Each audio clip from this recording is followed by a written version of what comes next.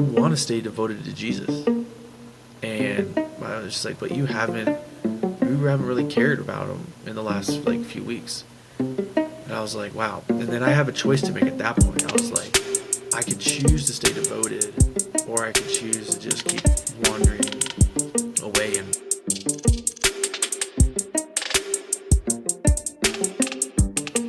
I'm speaking to the person who is sitting in their truck right now, sitting in their car, maybe sitting on their couch early in the morning, and just tuning in to listen and learn something, and maybe hear somebody else share some story that they might resonate with.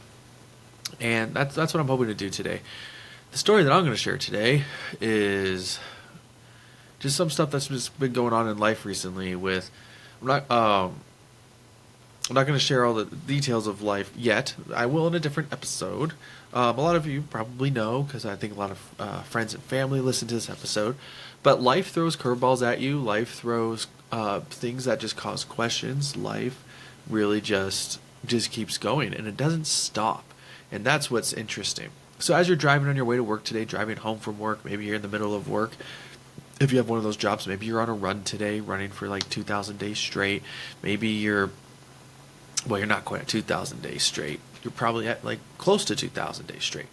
But wherever you are in your journey today in life, I'm glad you're tuning in today. And we're kicking off kind of just an episode of just sharing just really the struggle around faith. And so I'm reading through the book of Luke in my Bible time recently. And in the book of Luke, I read a couple days ago, there's a story where, sorry, I'm touching my mic, so if you're hearing some random, anyway, I read the story where Jesus is sitting down, I think it's out of Luke 7, and he's sitting down, reclining at the table, talking to a Pharisee, and then a woman comes over, breaks the alabaster jar of oil, weeps and cries on Jesus' feet, and she's a sinner. And the Pharisee was like, why do you let this happen? What's going on? Like, why is this okay? And Jesus shares this parable. He says, hey, you imagine there's two people in debt. Someone with like $500,000 worth of debt, and another person with $50,000 worth of debt. And let's say the loan officer decided to forgive both of them of their debts. Who do you think would be more grateful? The person who had the $500,000 forgiven, or the 50? And the Pharisee responds, of course, the one with 500. No, they did not say dollars, but just go with the analogy here. And Jesus' point was like, exactly. It's like the people who have, and then that just really resonates with me. And just hearing stories of other people, like the people who just gone through more have a deeper appreciation and love for Jesus, because they see him differently. They understand him differently. His grace hits different. His love hits different. And I was reading that story through the lens of like, oh, people coming to God, of like, oh man, my life, I was in prison, I killed somebody, I was notorious at like affairs or drugs or substance abuse, you name it. Like, I did some massive things that are bad in my life, and I found Jesus, and like, I love him so much because of this.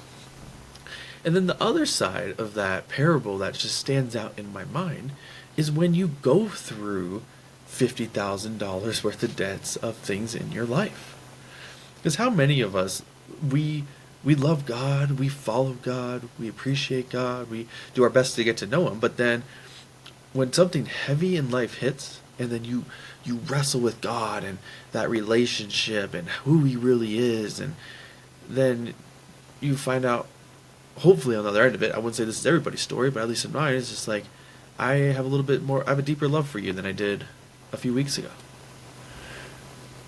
You know, and that is something that is like fascinating to me, is like where that came from, of just like, wow, it's not necessarily, I think the parable just strictly is about like sin and forgiveness, but I like to think of it also in just my life of, as someone who say, I grew up in church, I wouldn't say I went off the rails or did anything like that, but and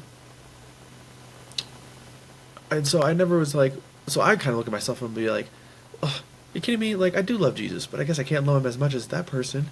And it feels like weird that I have this loving contest. Do you ever feel like you have to have a loving contest with somebody else? Like, I love Jesus more. No, I love Jesus more. No, I love Jesus more. And it's kind of weird. You know, Jesus knows how much you love him. So it's not really a contest. But for me, I kind of took it to heart of just like, man, well, if I just had sinned more, I would have loved God more. But I wonder if that parable is even deeper as to God just knows, just the bigger the weight of circumstances of life, and the more you see Him and His love, and the more in love that you become with Him and His grace in your life. And so I'll share this. I'll share the story later in full detail because it's still like developing or whatever, in more detail as time goes on. But it just really got me thinking of just like, because for a little while here in the last few weeks, it's like we were house sitting, and so we were all thrown out of whack with routine and everything. And I was just like, I can barely sit down in the morning to read my Bible. I have like no desire to pray or read my Bible, and it's just been like a funk. And through just going through the circumstances of everything just thrown out of whack, I'm just like, I finally came to the spot where I listened to a sermon about, believe it or not, I didn't even read this yet, that I listened to Matthew's account in a sermon about the devotion of that woman who broke the jar full of oil all over Jesus' feet. And my heart just was like hit of just like, the devotion to Jesus was incredible. That the lady, that was like a full year's salary worth of like oil. I think these are the same stories. I don't want to say 100% certain because I haven't been done too much theological cross-referencing between the two yet. But the woman who dumped it was just like, she was so devoted to Jesus.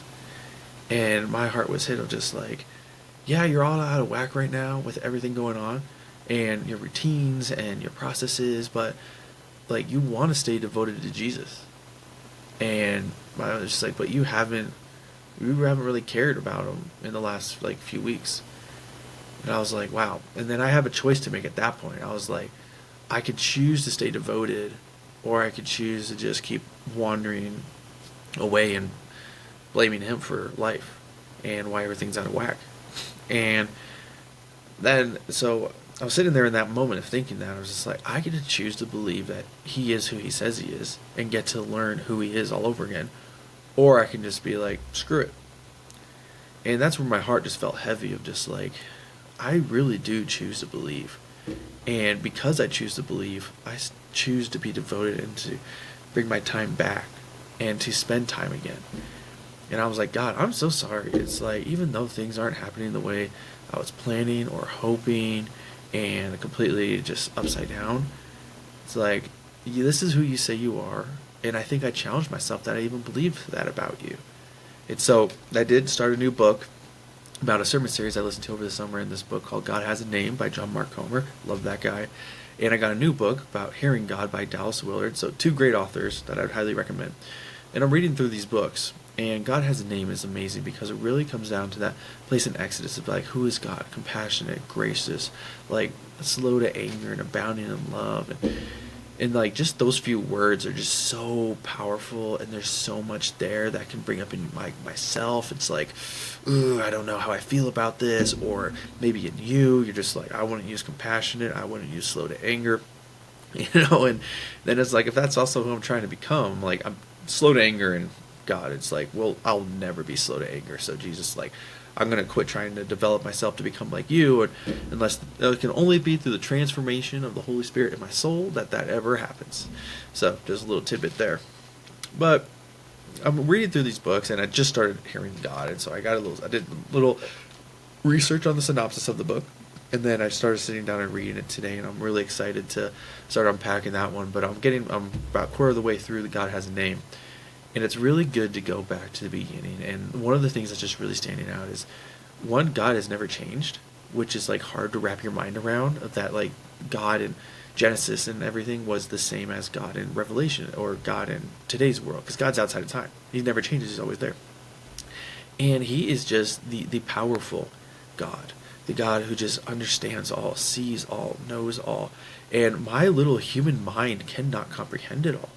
And so when life gets turned up on its head or forces you to spin around a little bit and get you dizzy, like, you are going to try to wrap your mind around figuring things out about God and about yourself. And I encourage you to process it, 100% process all that.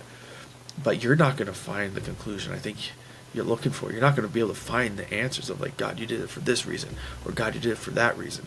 The only thing I can say is you can look at your circumstances and you can find little shoots of like little shoots of new growth that you can pour into, to feed, and to water, and to trim, and to train, and hopefully that grows up into something from that moment.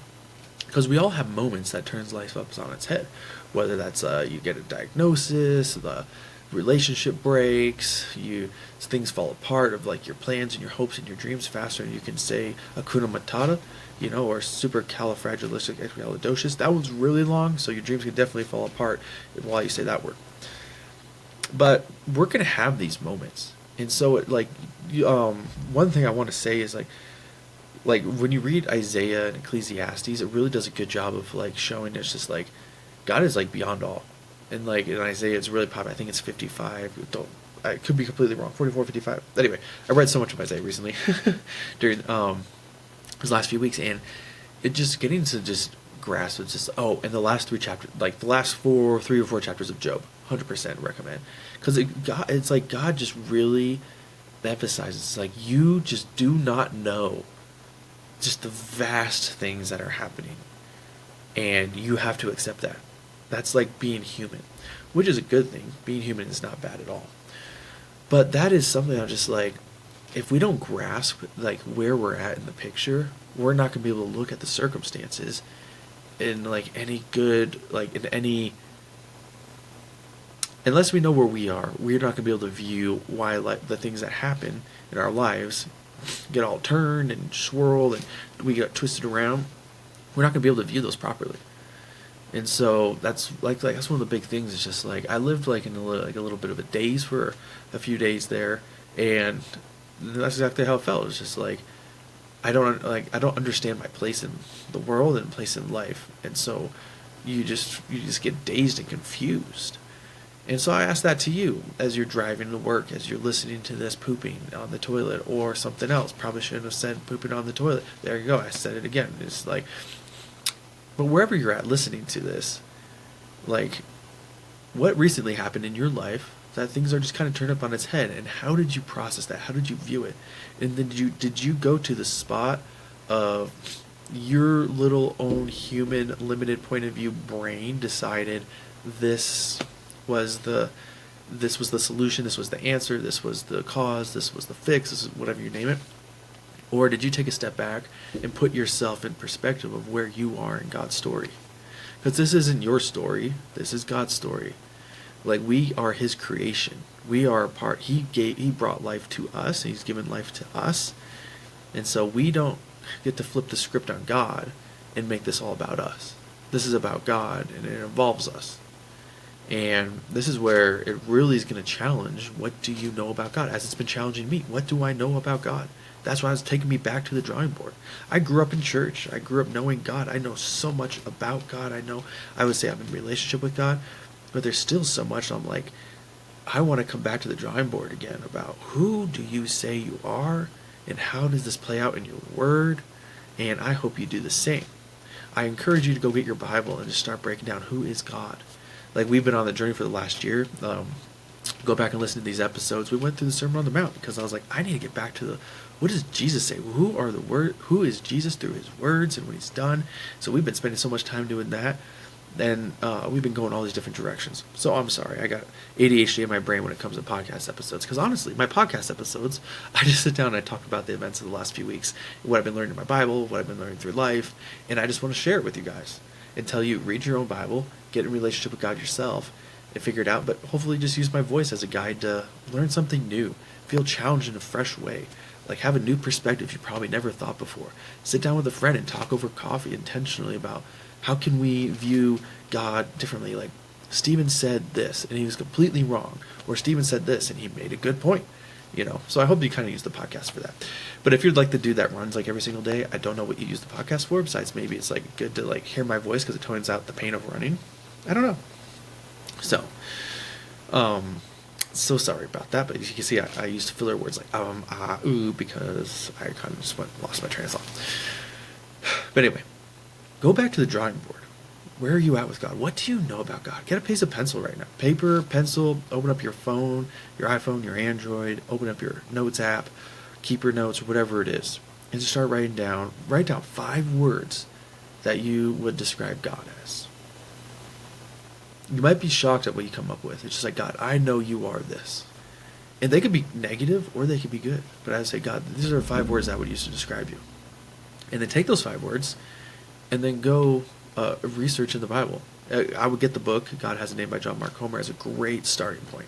Great starting point. Start there. It can guide you into so many different good directions with different authors, different speakers, different preachers, different teachers, or even the Bible Project. The Bible Project has a really good one about God on YouTube. Go reference it over there. But take your 5 words, run them through. Just find 5 words that are about God. You can try to say like, hey. Maybe try to find something similar, just like, let me see this word about God, or this topic, like this word played out in a topic or story about God in the Bible, because it might not use the exact same word, but you can see the way that God interacts with his people, that word is referenced. And then understand the stories, understand the plan, get to know God through doing that. And you might find out that you have a really good perspective of God, that's one, or you might find out you have some holes. Or 3, you might find out, kind of like me, it's like, I know these things about you, but I don't believe them about you. Because there's a difference. You can know and believe very different. And that's been a big part of my coming back to like getting to know what is like, because I know God says he's compassionate, he's kind, he's gracious, slow to anger, abounding in love. But when life sometimes turns up on its head, it really challenges you to come to a place of like, can I really say I believe that? Or do I walk away? And I understand why lots of people walk away. Because maybe we never actually had an understanding in the beginning. So, anyway, thanks for joining this podcast episode today. Sorry to leave you vague on the details. I'm still, like I said, going through some final processing and figuring out the best way to communicate this story. But I'll make sure to fill you guys in the next few weeks or so. So keep tuning back into listening about it. I will definitely make sure to share it, but I just want to share a really good, complete, thoughtful episode about it, because I think it would be really impactful when I release that. So I am putting a little bit more time and effort into that one than I normally do. So anyway, thanks for joining us today on the Revive Podcast. I hope you guys have a great week and a blessed month of November and a blessed month of December, maybe, if you're listening to it. Either way, thanks for joining us today. Have a great week, great month. See you next time. Cheers.